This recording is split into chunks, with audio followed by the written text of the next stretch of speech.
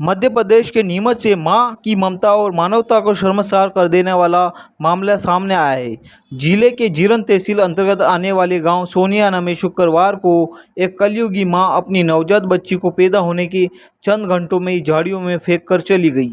कलयुगी मां ने अपनी नवजात बच्ची को पैदा होने के चंद घंटों में ही मौत के आगोश में सुलाने का इंतजाम तो कर लिया था, पर कहते हैं ना, जाको राखे साइयाँ मार सके ना कोई। इसलिए मासूम बच्ची को बचाने के लिए एक बालक कमलेश को देवदूत बनकर भेज दिया।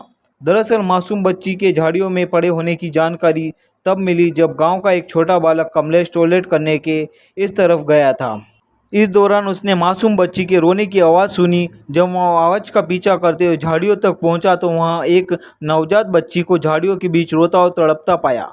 कमलेश ने भागकर यह जानकारी ग्रामीणों को दी।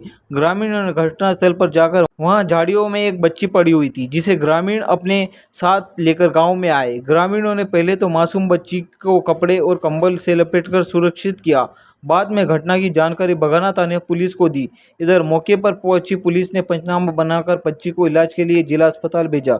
बताया जा रहा है कि मासूम पूरी तरह से स्वस्थ है। फिलहाल बच्ची को किसने और क्यों फेंका, यह जानकारी नहीं हुई है। फिलहाल पुलिस मामले की जांच में जुटी है।